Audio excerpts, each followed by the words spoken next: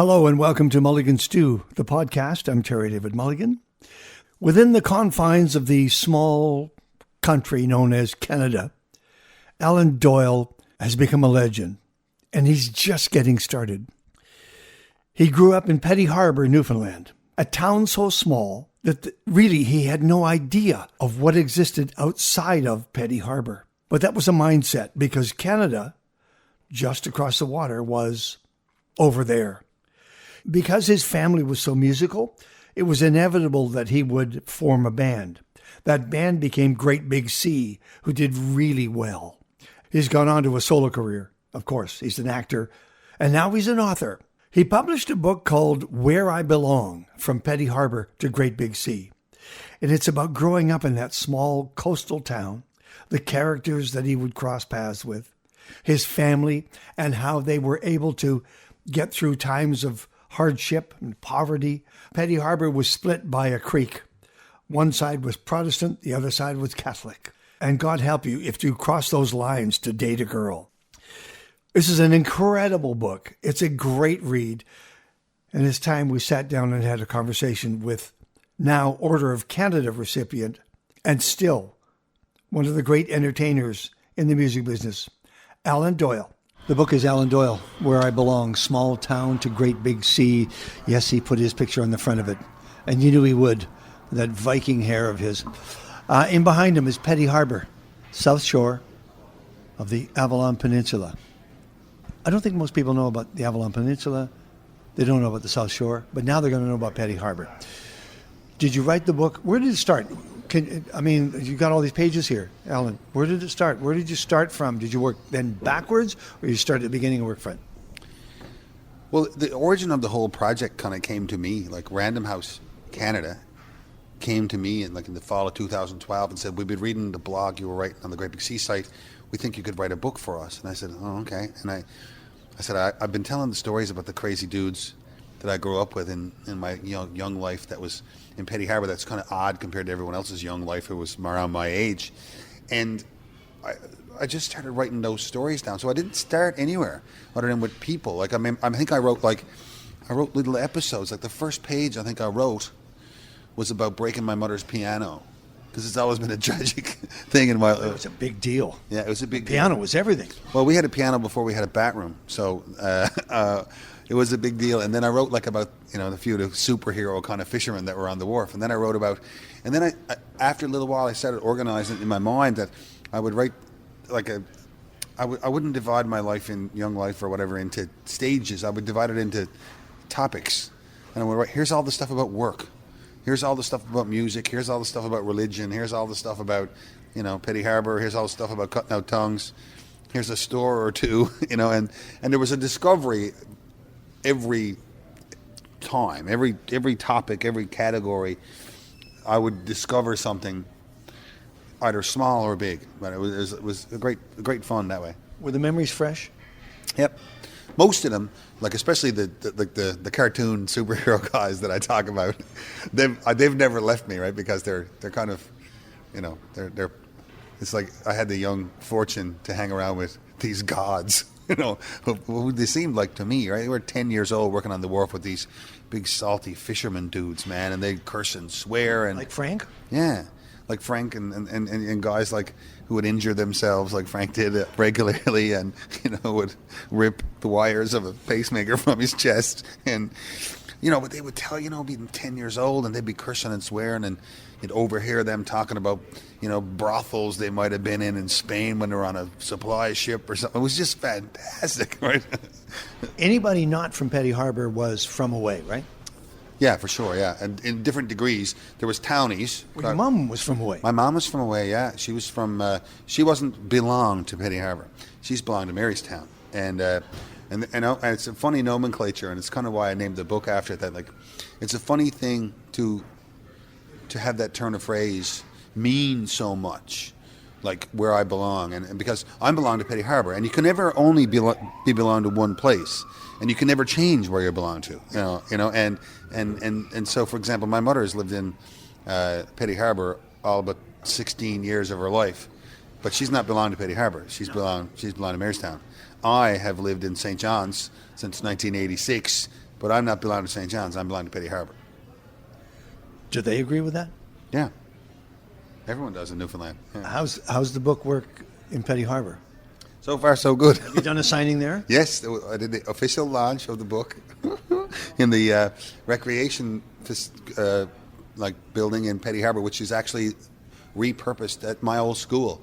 Where I went to school from grade kindergarten to grade 8 is now like the dance hall in Petty Harbour, and where I played many gigs with my uncle Ronnie's band and my father, and that's where we did the official launch of the book.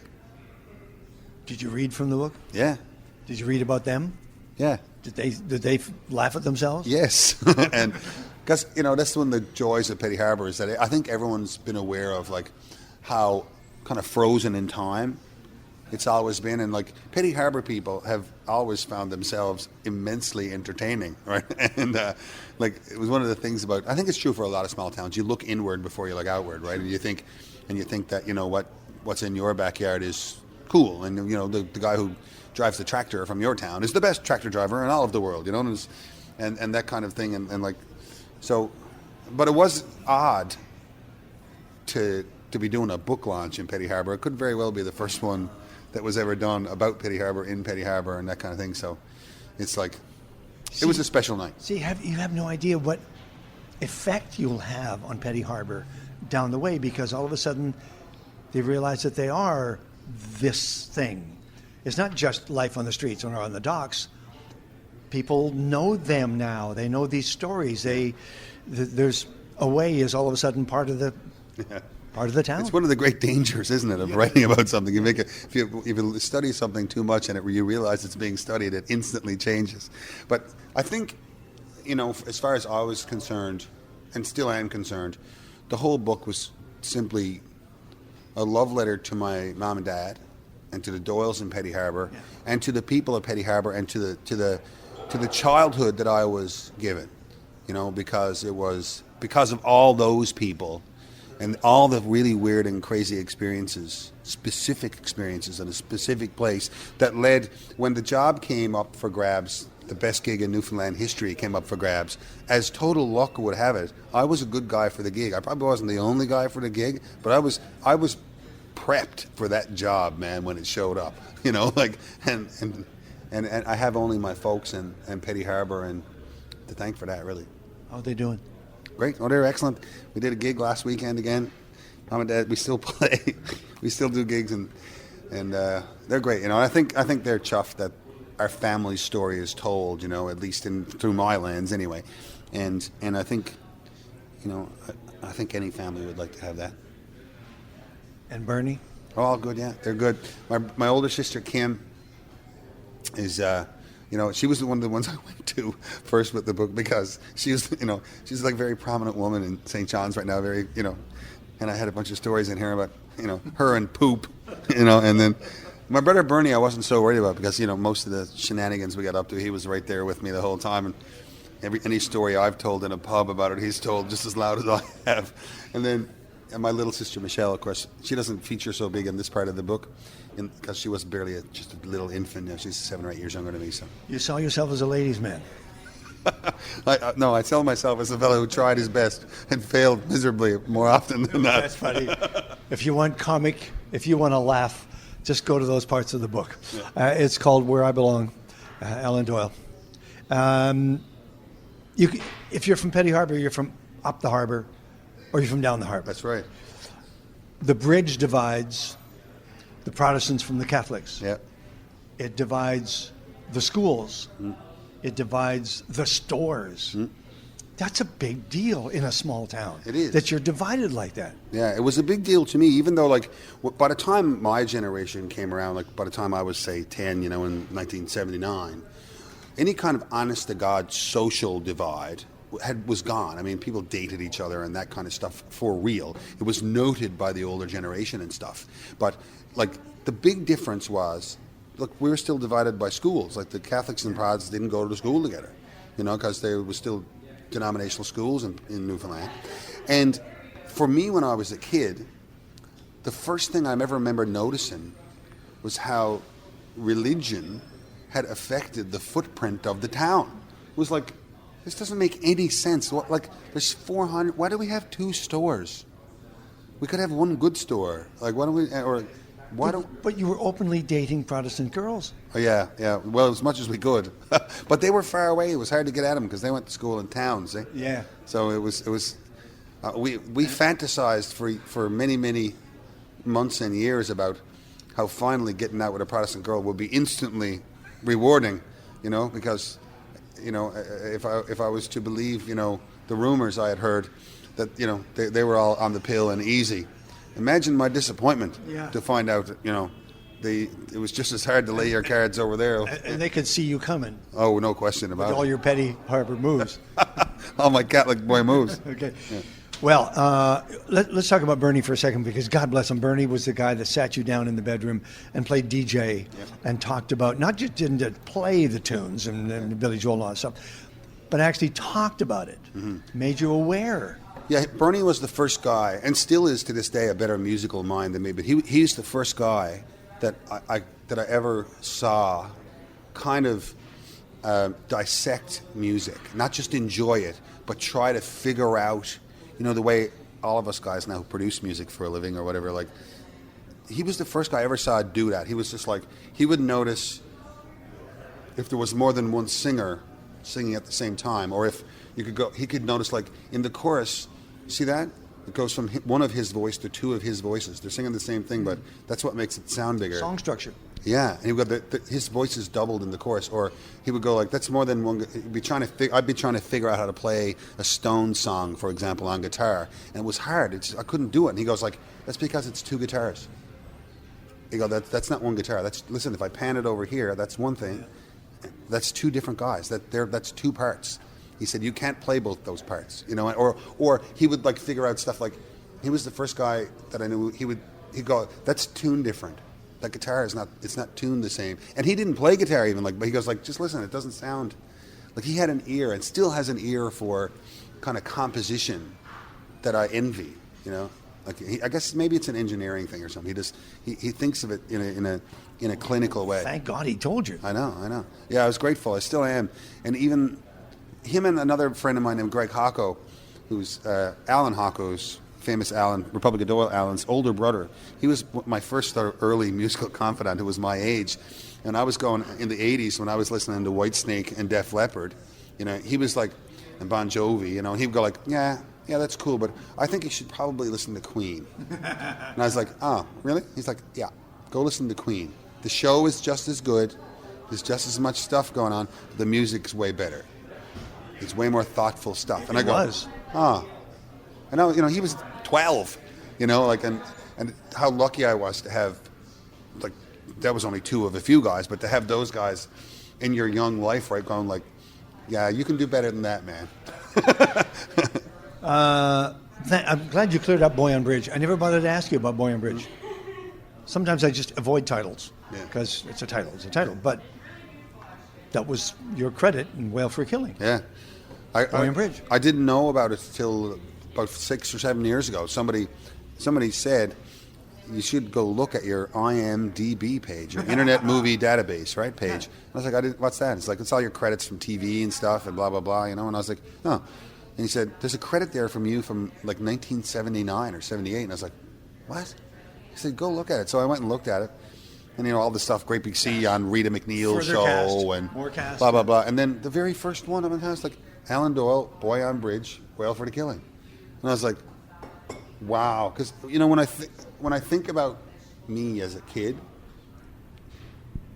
and I think about if there's a physical picture of my own kind of wanderlust and curiosity, and I picture a boy on the bridge. I sat on that bridge, man, so often, like hitchhiking to the Ghouls to go to school, or hitchhiking to St. John's to go to work, or hitchhiking to gigs, or just waiting for the bus, or trying to figure out if I go over to the Protestant side or stay on the Catholic side. Or it was a place where I physically spent a lot of time, but also like in my mind, like, the whole notion of the bridge, like, to somewhere, like, like that's where I wondered the most. Because all we had was wonder, right? I didn't know, I couldn't go to the library and look up what people were doing in California. I didn't have the internet. We didn't have cable television. You wondered more than most, right? Probably, yeah.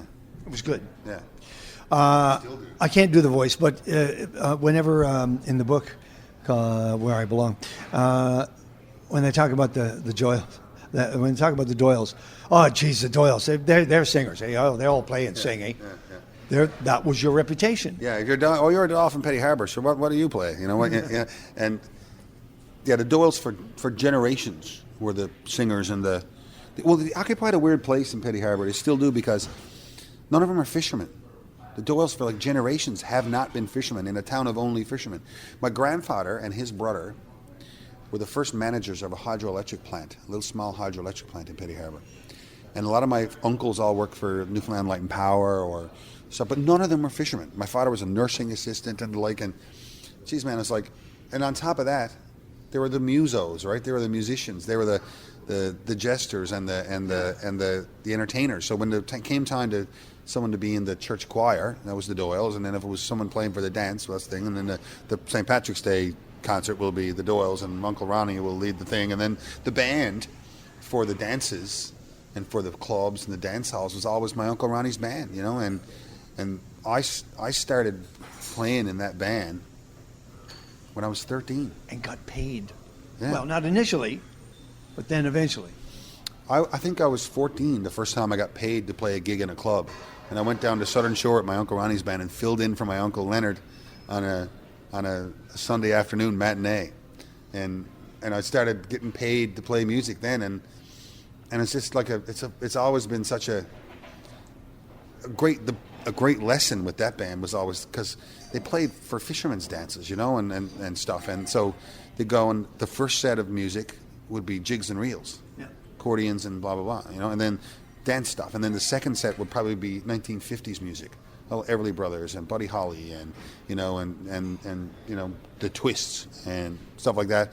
The third set most likely is be country and western, you know, and then the fourth set would be rock and roll. And why would you go outside between sets?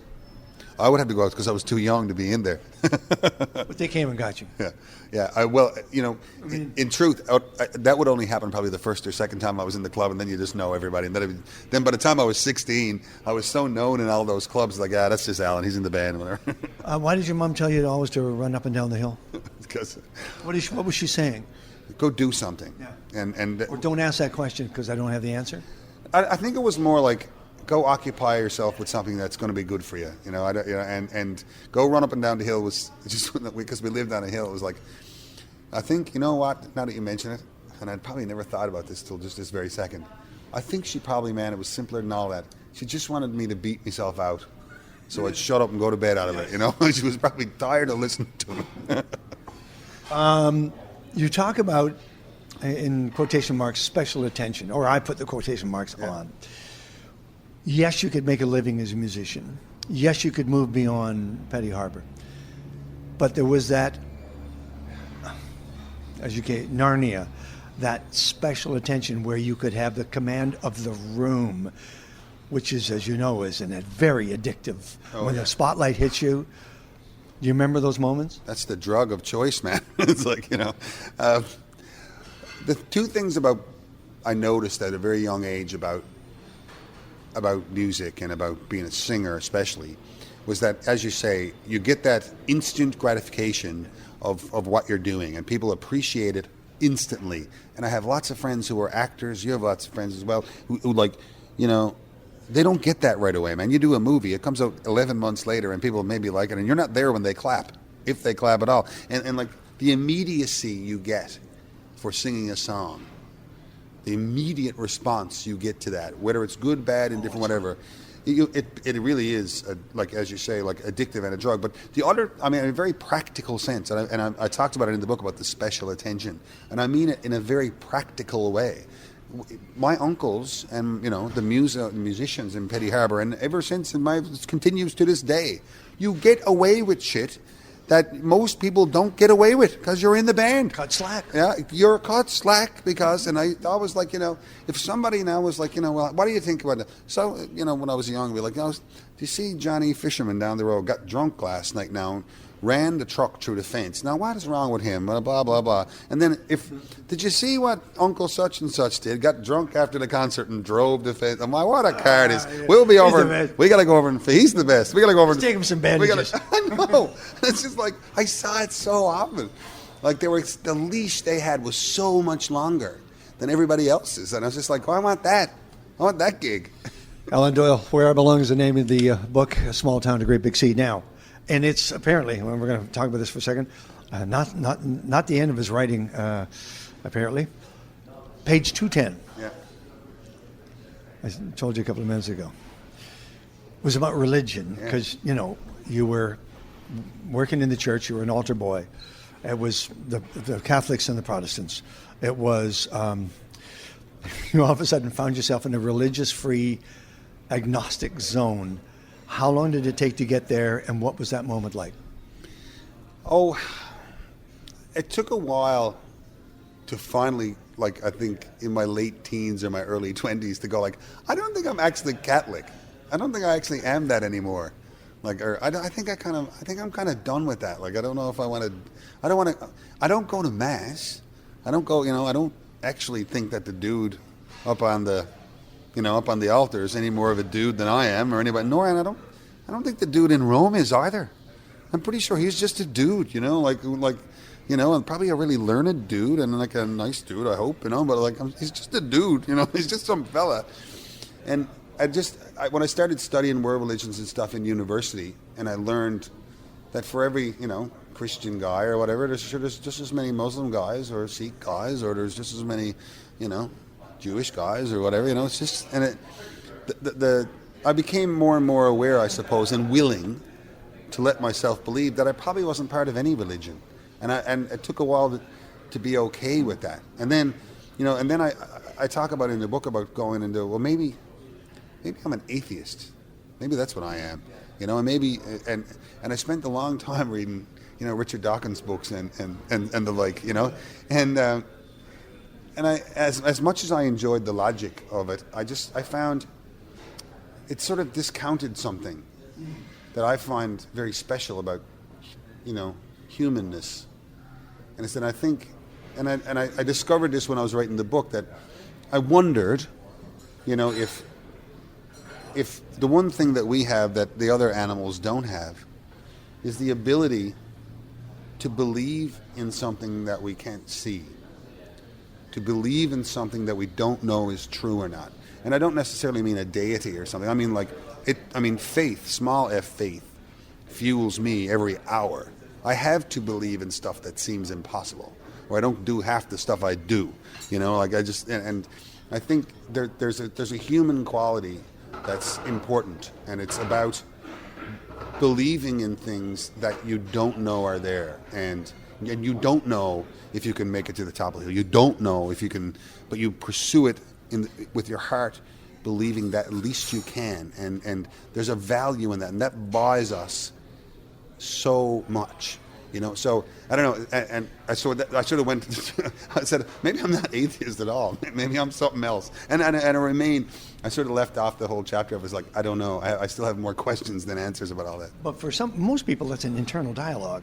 You're a songwriter. Yeah. You put it in song. Yeah. Something beautiful. Yeah. Yeah. That's kind of a very spiritual song I wrote for a friend who had just lost her husband to cancer. He was a buddy of mine. He was 30. And I just in a very practical way, I just wanted to express to her that I think there's, as bad as today is, there's something beautiful. Right now, you probably don't think there's a single beautiful day left to have, because that's the way it feels, right? When you get your heart broken or whatever. But there is, and there is going to be a beautiful day. There will. It will be tomorrow, or the next day, or whatever. But there's still lots of good stuff left to do. And I sort of think, it's that because we don't know what happens before or after we're here. We don't. So I the only thing we know is that these days are precious. That's all we know. So, and I always say this. The worst day of your life is a day worth having. There's no days that are not worth having. How's today? Today's good. Amazing. You kidding? Today's good. Incredible. This is the first of several books? Because, I mean, you wrote more than you needed.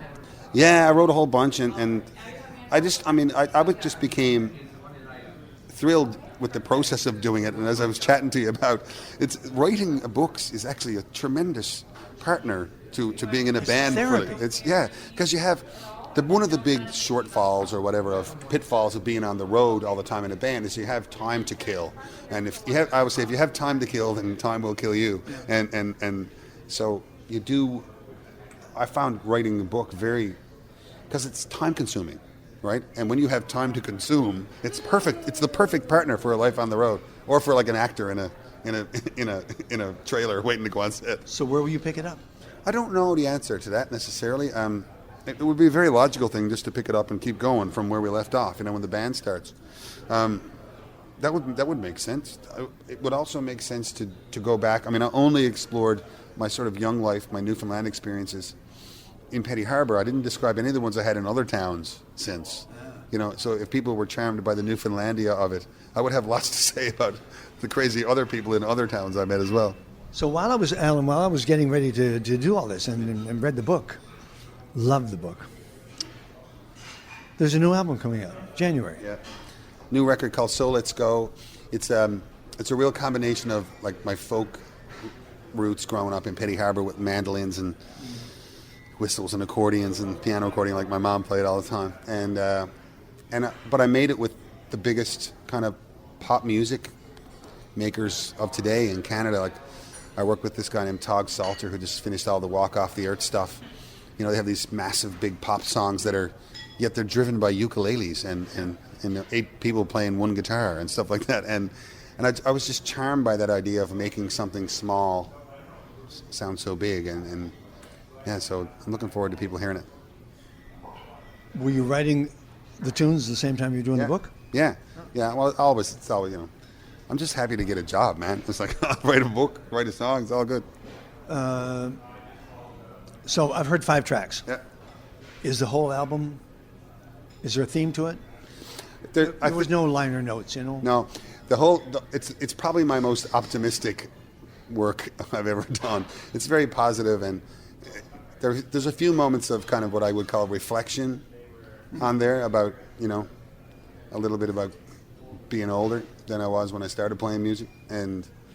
But for the most part, it's optimism and about, the stark realization that we only get so many summers, right? You only get so many Friday nights off in Vancouver. Seize the day, man. There was a filmmaker and I said, well, why'd you do the script? He said, I realized I have maybe 6 or 8 scripts left in my life. Yeah. Because directors take forever to get the project done. And so he was looking at it in terms of the 5 years here, the 6 years here, the 7 years here, and then I'm done. Yeah. Do you think in those terms? Yes. And you know what? I always did. I thought that way when I was 17. I swear to God, I wrote a little song when I was about 17 called You Only Get So Many Summers. And I think I should finish that song or rewrite it or something. Because it's, you only get so many, man. And it's like, I think when you're young especially, you just think that, you think that time is endless, right? And it's not, and it's like, and to waste a day, man, holy shit, that's tragic, tragic. Like I'd rather go dig a hole than waste a day. What if you had your knee opened up and you were on morphine? What about that? Is that a waste of a day? I'd say you're a lucky bastard. That's what I would say. I hurt my back, and I was in the hospital a little bit laid up and I understood narcotics for the first time, really. I was like, this, you know why people get addicted to drugs? Because drugs are fantastic. That's why. Stool softener is also a very big high. I'll let you know. Thank you. Hold on a second. There's a tour going with the album. Yes. Tour goes with the album. The album drops January 20th. Tour starts January 21. Do a run in Southern Ontario, out east in January. Come out west here in late February, early March. I think I'm here in Vancouver area March 6, I think. and that goes down to the South U.S. and California and the like. And then there's a third run that starts in April that goes down the southeast, the northeast south of the U.S., so New York, Philly, Boston. You have 2 solo albums now, and you have the Library of the Great Big Sea. What do we want from you? What do you think the audience wants from you? I think 2 things. I think the audience wants a great night out every time they come see me. Okay. And that's not a responsibility I take lightly, because that's the magic of it, right? And so that's what I try to do every single night. I know it sounds foolish, but I want to give people a knee-wobbling experience every time they come out. I want it to be the best night of the year when they come see me do stuff. The other thing I think is I'm so lucky to have a group of fans, supporters, friends, whatever, that come along with me for the ride, whether because I ask a lot of them, don't I? I mean, it's not like I ask a lot of them, like, oh, guys, guess what? I'm doing a TV show now, and I'd like, I'm on a movie, and hey, well, guess what? I would like for you all to buy a book. It's a memoir about me, and I am aware that I stretch the bounds. Just a tad. Yeah, it's not like I don't make it easy on them sometimes, and so when they do show up and it's concert time and it's show time, that's my chance to buy it back. When you walk out on stage, I know that you leave a lot of us and that and the story behind because it's immediate, it's direct, it's the light, it's the lyrics and the moment. But you're also singing for Petty Harbour. Yeah. Well, I think, and the book made me realize how kind of proud I am, I think, to be a part of I hope a legacy is not too bad of a word, but it's a little bit of I think it's a bit of a legacy to Doyle's in Petty Harbour, and I feel like I'm a part of a continuum. I'm just one little bit of it, and I get that fuels me in a way that I enjoy, because it makes what is already meaningful in the moment meaningful long after it's over, that it goes on, When those people see you and you walk out, do you think they're going to know now why they liked you so much? And perhaps it's because, when you were growing up on Skinner's Hill, there was no heat, there was no food to speak of, there was bread. God bless your mom. There was no toilet, there was no beds, there was no cupboard, there was no none of that stuff, and yet you were happy, safe, and warm. Yeah. What else is happy, safe, and warm? Yeah. I think that whole deal, I mean, I find my young life to be fascinating not because I was poor and I made it out of that, but because it never dawned on me for 3 seconds that I might have been poor or had less than anyone else. It was just, I was too busy having a laugh. It's like, and my parents, God love them, like I say, were experts at turning hard times into good times. I was so glad I got it in the book. Like, I think the sentence goes, and occasionally we ran out of oil in the middle of winter, which of course was cause for great celebration. And that's what it was like in my house. Because you had a ran out of oil party. Hey, geez, you have an out of oil party. Fantastic. It's like the whole notion of the Irish wake. Someone's dead. Well, put her up. Let's go. It's what else do you do? We do hard times very well, I think. Congratulations on the book. Thank you so much. Congratulations on the album. Even though I'm only 5 tracks in, it's a goodie. Thanks. Thank you. Alan Doyle, talking about his book, Where I Belong. The follow-up book picks up the thread as Great Big Sea starts to form themselves, get their first successes going, record an album, and then they tour across Canada. They see their own country for the first time from a tour van, from a stage, from backstage, from a pub. That book is called A Newfoundlander in Canada. Always going somewhere, always coming home. And it follows the unbelievable success of the best-selling memoir, Where I Belong. This book is funny, again, storytelling of the highest order, heartwarming, and a Canadian discovers his own country as he plays his songs across the country. Thank you for listening. Thank you, Alan. This is Mulligan Stew, the podcast. You can find us on Spotify, Google Play Music, and Apple Podcasts. And the show is mulliganstew.ca.